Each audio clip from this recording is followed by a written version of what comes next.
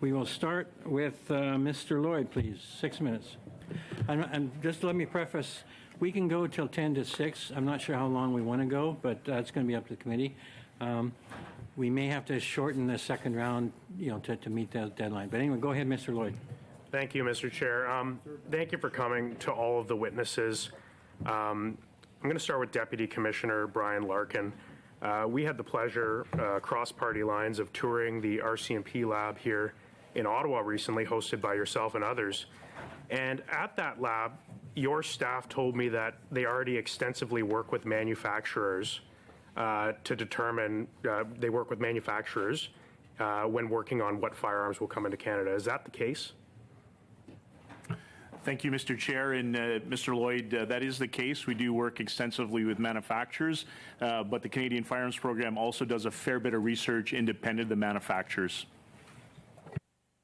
There seems to be an assertion that's being made that manufacturers are deliberately exploiting some nebulous loopholes in order to import and distribute firearms in Canada. Can manufacturers legally import and distribute firearms in Canada without the approval of the RCMP and classification?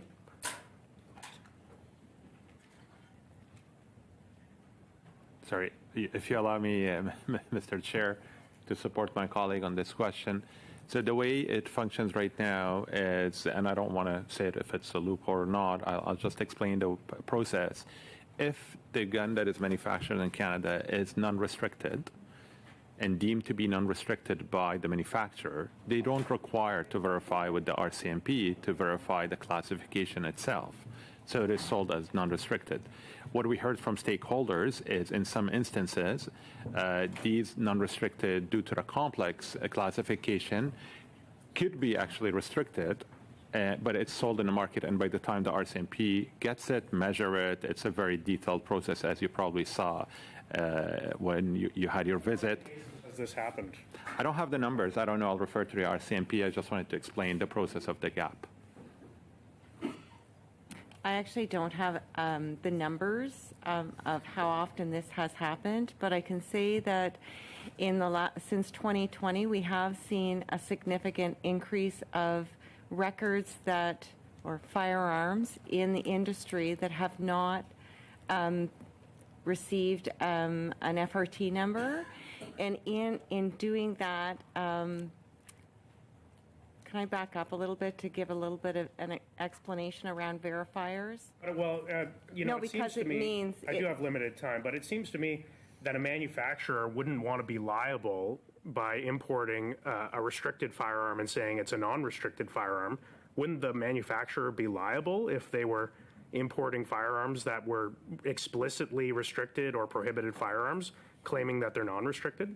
So businesses and most of them are verifiers, and they do use the criminal code to identify the classification of firearms. Where the problem comes in is there's varying degrees of regulations that have now been put in place that the businesses may not be aware of. So when they deem a firearm to be non-restricted because of the barrel length, or they don't recognize that there's another OIC or there's a regulation. Now this is all very interesting from a technical, but what we're here to determine is how can we make our streets safer? Is there any evidence that these firearms that maybe are somewhat vague in their classification that have come to Canada, are these being used in crimes? Do you have any evidence that these firearms have been, like that this is being exploited by criminals to bring these firearms into Canada for criminal use? I don't have those stats. Okay. My next question, we've set this, the original amendment set that the muzzle velocity over 10,000 would be a new definition standard for an illegal firearm. That would be automatically banned by the definition. Now, this would include a very small amount of firearms, many of which are very expensive, antique firearms used for hunting big game. In fact, the cost of ammunition for such a firearm is in the hundreds of dollars for a single box of ammunition. Do you have any evidence that these particular firearms that have been used for hunting purposes have been used to commit crimes in Canada that would justify their inclusion on this list?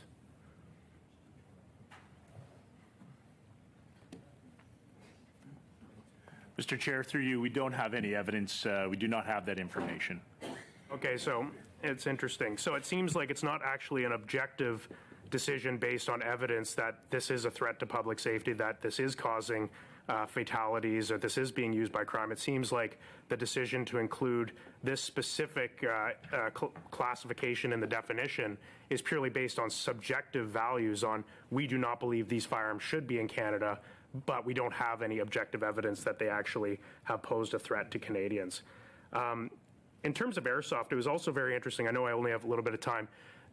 It's not, most varieties of airsoft guns cannot really be converted into real firearms. Is that correct? Like the vast majority of airsoft guns, it would be very prohibitive for anyone to convert those into a real firearm. Is that correct? There is a capacity, and especially when we talk about ghost guns, about using some components to use the airsoft, but also for the airsoft, just to be clear, what we heard from stakeholders is the concern as well from the police officers, because when they are identical. Perhaps a ban on certain components rather than trying to ban an entire sport would be a better path forward to preventing this very, very rare occurrence from happening. Thank you. Thank you, Mr. Lloyd.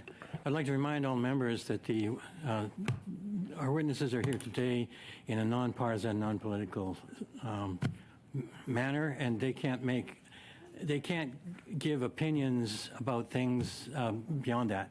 They can't. They're not here to defend government policy, but to explain it.